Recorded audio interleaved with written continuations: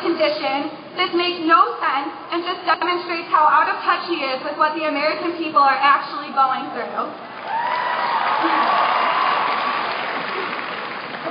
So when you hear my story, I want you to remember that I am just one person, and I know that I am not alone, and that there are others, like my brother, who are affected even more deeply.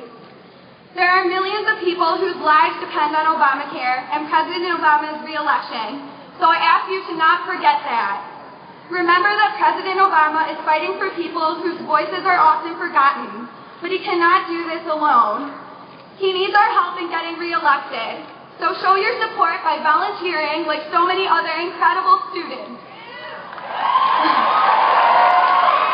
Talking to your friends and neighbors about why you are voting for him, and getting the word out that we can win this election every day through voting early at our Board of Elections on Court Street.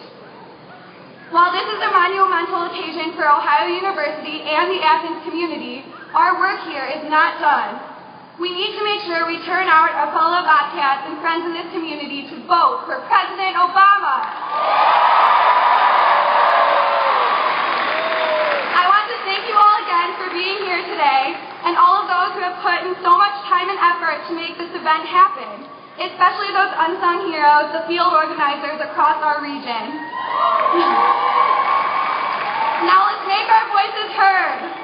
It is an absolute honor to welcome the President of the United States of America.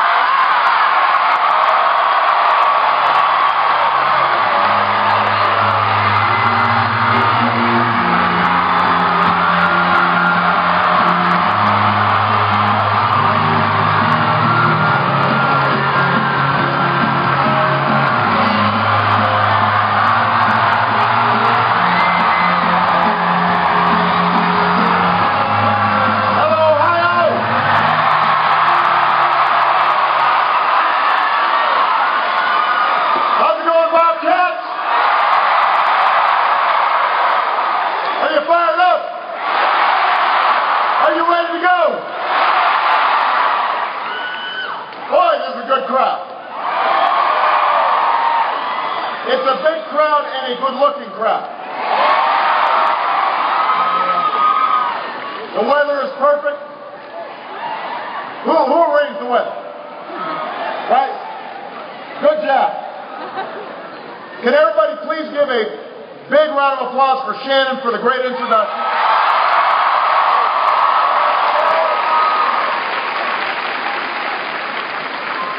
Please give a round of applause to my great friend, your former governor, Ted Strickland's in the house. And your outstanding mayor, Paul Wheel, is here. And of course, all of you are here. I came here today because I heard you've got a pretty fun football team to watch.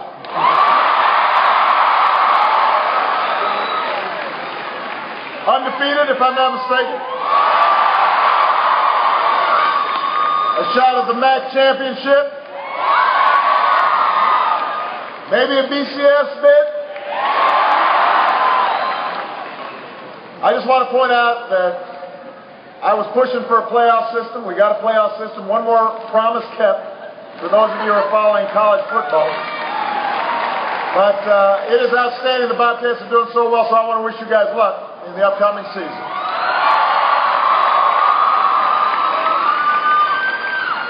I also came here today, Ohio, because I want your vote. I want your vote. I am not too proud to beg. I want you to vote.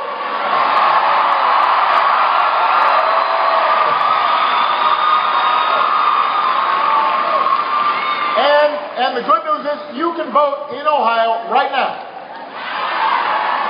Find out where at vote.barackobama.com.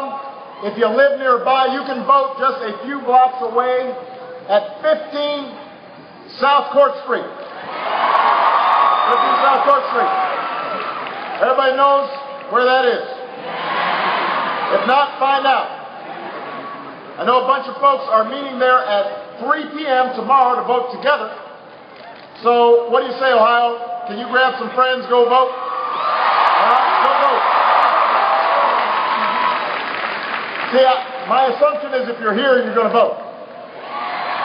So you got to go back to your dorm, grab that guy who's sitting there eating chips watching Sports Center, tell him he's got to vote too.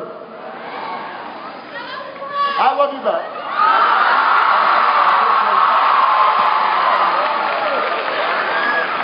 Now, we had our second presidential debate last night.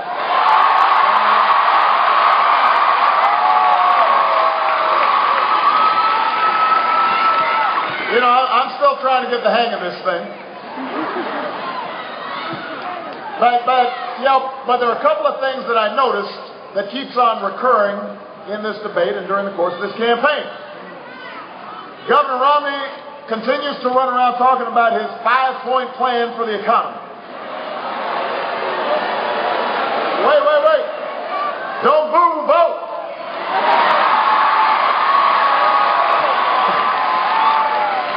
But as we saw last night, the 5-point plan really boils down to 1 point. Folks at the very top get to play by a different set of rules than you do. So they can pay lower taxes. They can use offshore accounts. They can buy a company, load it up with debt, lay off the workers, strip away the pensions, send the jobs overseas, and still make a big profit doing it. It's the same philosophy that's been squeezing middle-class families for over a decade. It's the same philosophy that got us into this mess. And I've seen too much pain and struggle here in Ohio and all across the country to let us go down that path again. We cannot grow this economy from the top down. We grow it from the middle out. We're not going backwards. We're going forward. That's why I'm running for a second term for president. That's why I want your vote.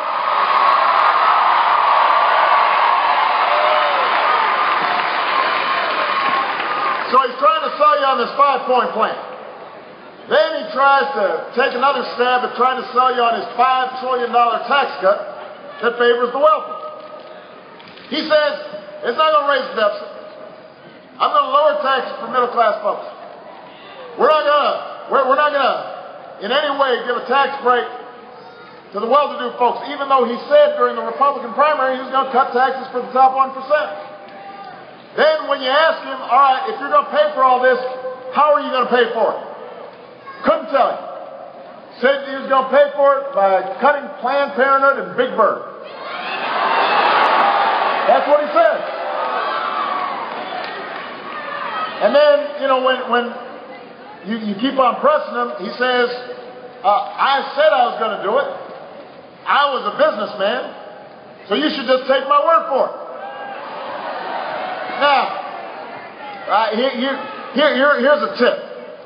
When a politician tells you that he's going to tell you what he's going to do after the election, but he can't tell you now, it's not because the plan's so good that he doesn't want to let you in on it. It's not because he wants to give you this great surprise later on. It's because he knows it won't work. Everybody who has looked at this tax plan of his says he can't pay for it without either blowing up the deficit or by raising taxes on middle-class families. Don't move. Vote. So then Governor Romney says, well, I've got a plan to create 12 million jobs for the next 4 years.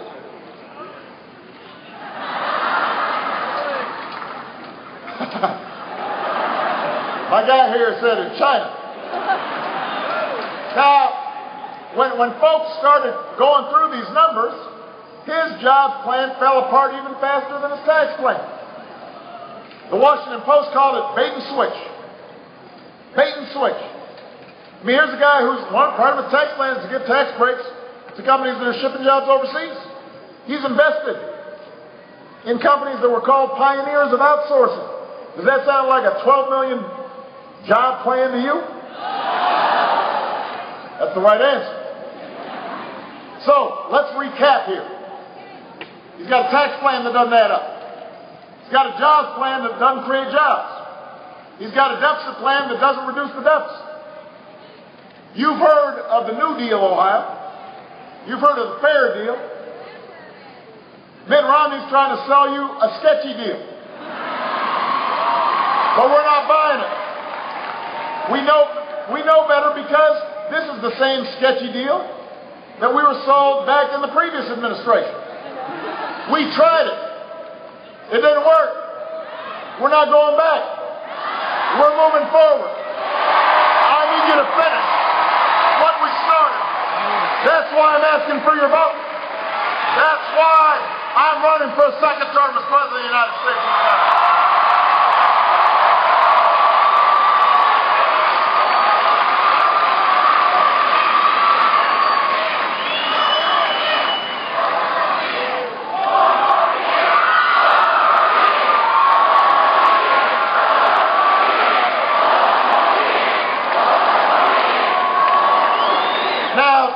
Then last night, the issue of keeping promises came up. So I had to remind people. 4 years ago, I promised to end the war in Iraq, and I did. I said we'd end the war in Afghanistan, and we are. I said we'd refocus on the terrorists who actually attacked us on 9/11. And bin Laden is dead.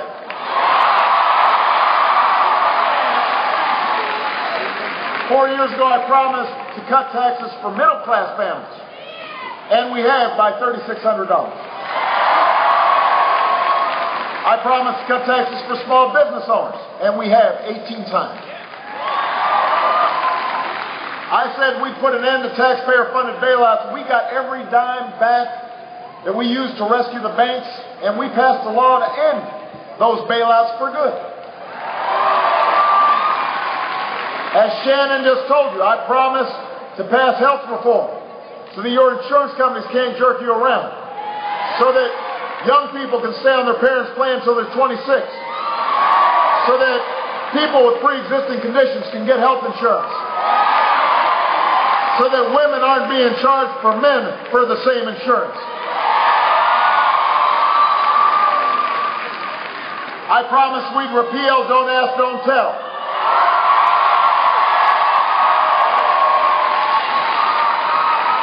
Because my attitude is anybody who's willing to serve our military and sacrifice for us, it shouldn't matter who they love. When Governor Romney said we should let Detroit go bankrupt, we said thanks, but no thanks. We won't take your vast business advice. We're going to support the auto industry. We're going to bet on American workers. And because we knew that 1 in 8 Ohio jobs is supported by the auto industry. And that industry has come roaring back to the top of the world.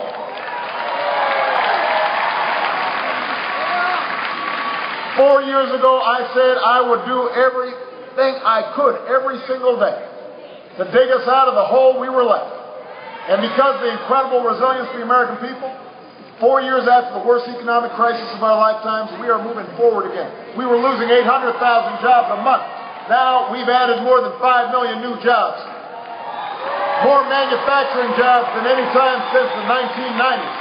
The unemployment rate's fallen from 10% to 7.8%. Foreclosures are the lowest in 5 years. Home values are on the rise. Stock market's doubled. Manufacturing's coming back. Assembly lines are putting folks back to work. That's what we've been fighting for. Those are promises I kept.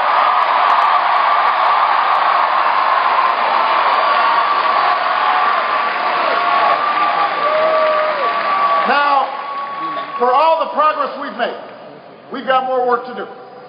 There are too many folks out there still looking for work. There are too many folks out there who are still having trouble paying the bills. And that's why we've got to keep moving forward, build on what we've already done.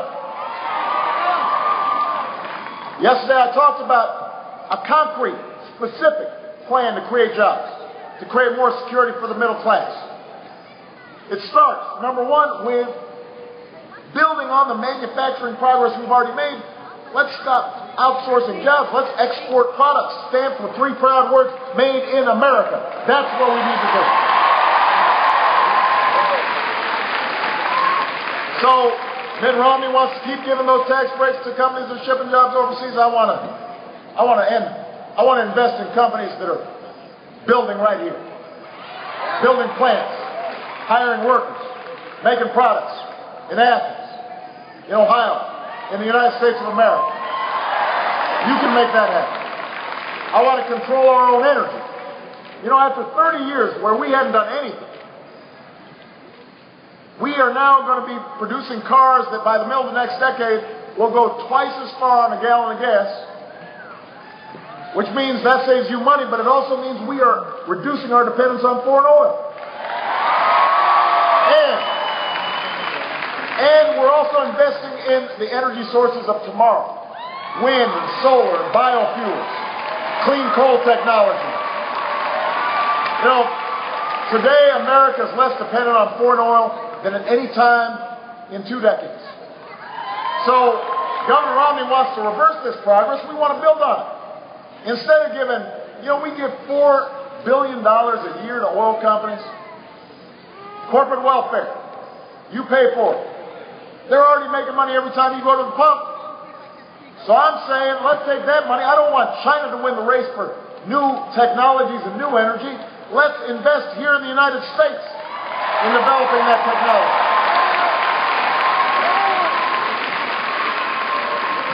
And by the way, by doing this, we can also reduce the problem of carbon pollution, and we can still invest in clean coal technology.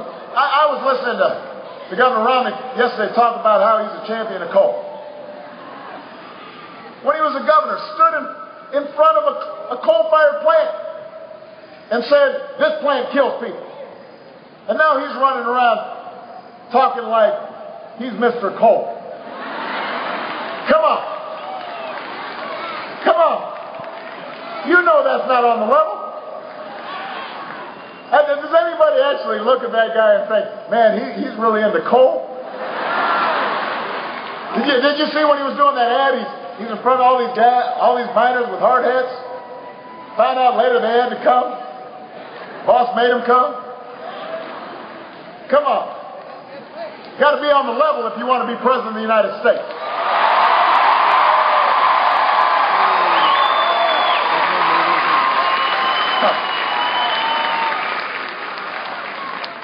I want to give more Americans the chance to learn the skills they need in the 21st century economy. You know, look, I'm only here because I got a good education. Yeah, I wasn't born into fame or fortune. Yeah, nobody was picking, boy, that guy, Barack Obama, he's going to be president someday. But I got a great education. My mom was a single mom. She's working her way through school, trying to raise me and my sister. But in America, we give everybody an opportunity. That's what this country's about. And I've never forgotten that. So one of the first things we did was to make sure, let's stop giving banks and lenders billions of dollars as middlemen for the student loan program. Let's cut out the middlemen and give the money directly to students.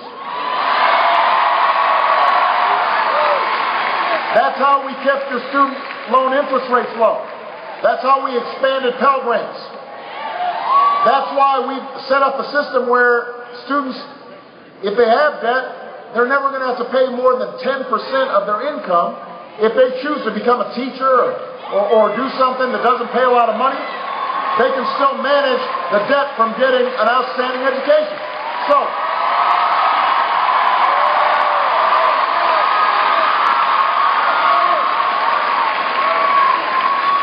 So now you've got a choice, Ohio.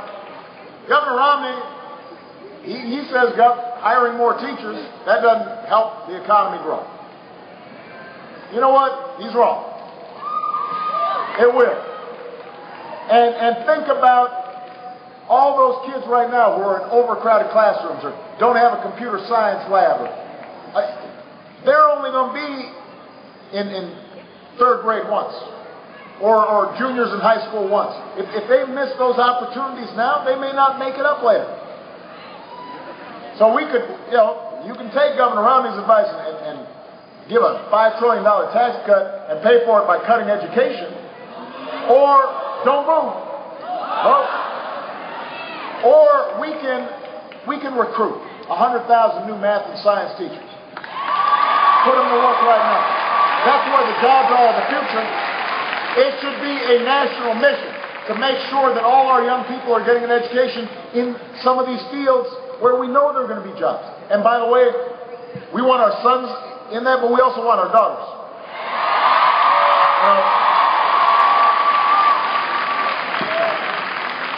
I don't know if you were listening last night, but see, we don't have to order up some binders to find qualified, talented, driven young women to learn and teach and thrive and start businesses.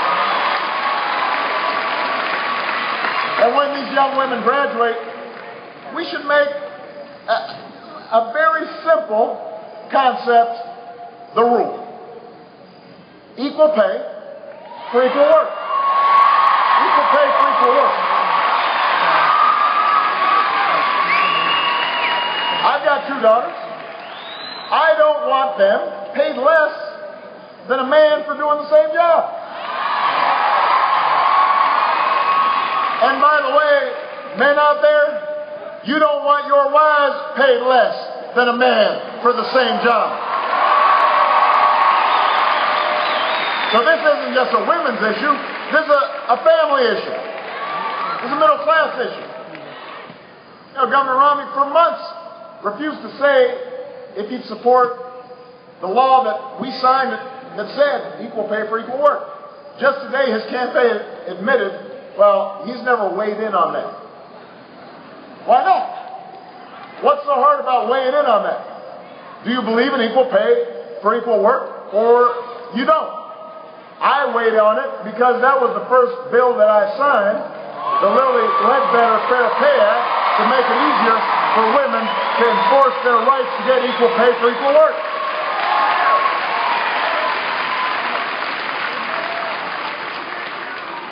I want to take some of the money that we are saving from ending the war in Iraq and transitioning in Afghanistan to pay down our deficit and put our folks to work right here, doing some nation building here at home, building roads and bridges and schools.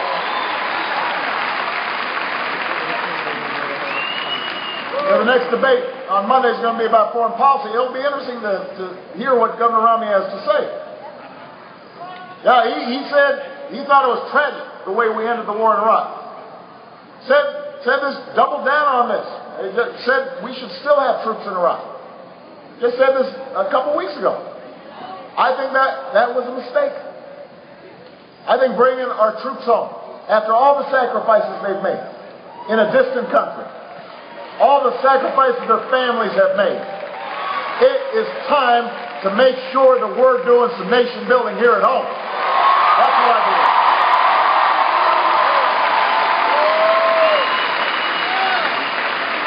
And when our troops do come home and take off those uniforms, they need to know, as long as I'm your commander-in-chief, we will sustain the strongest military in the world. And we will also make sure those troops get served as well as they served us. You know, nobody who fought for this country should ever have to fight for a job or a roof over their heads or the health care they've earned when they come home. That shouldn't happen. That shouldn't happen. And finally, we need to cut the deficit and the debt. I know the other side, they put up a lot of hands. They think that you've forgotten the fact that they fought 2 wars on a credit card and 2 tax cuts on a credit card, didn't pay for anything. Said deficits didn't matter.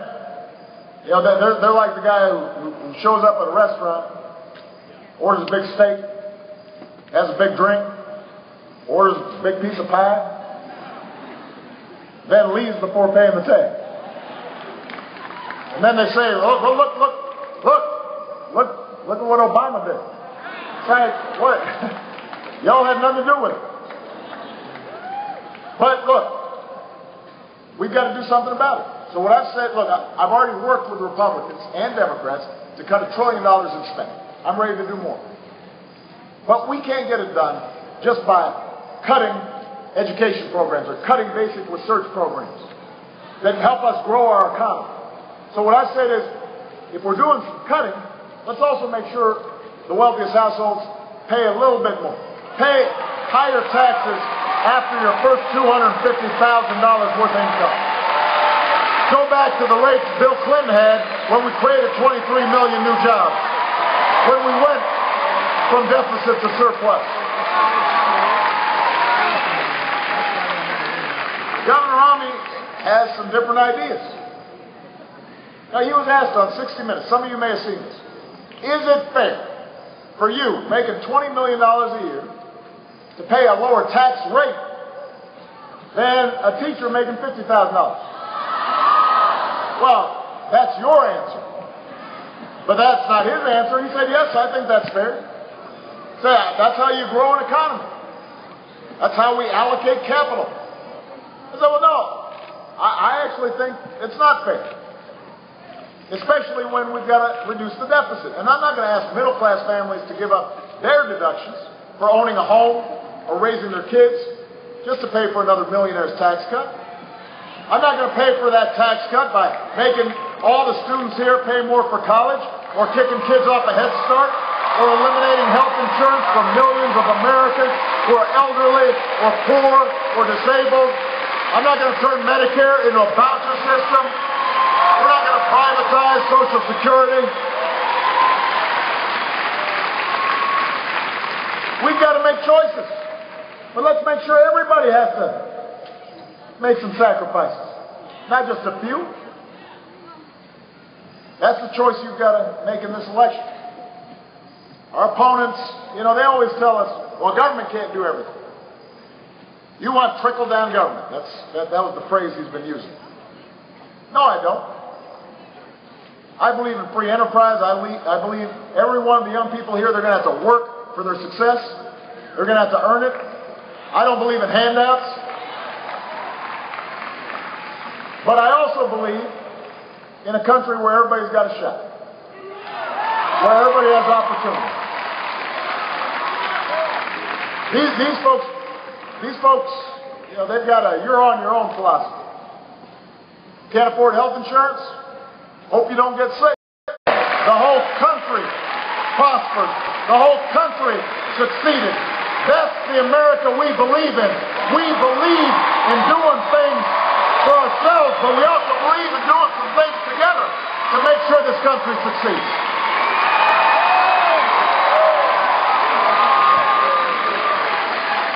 And that's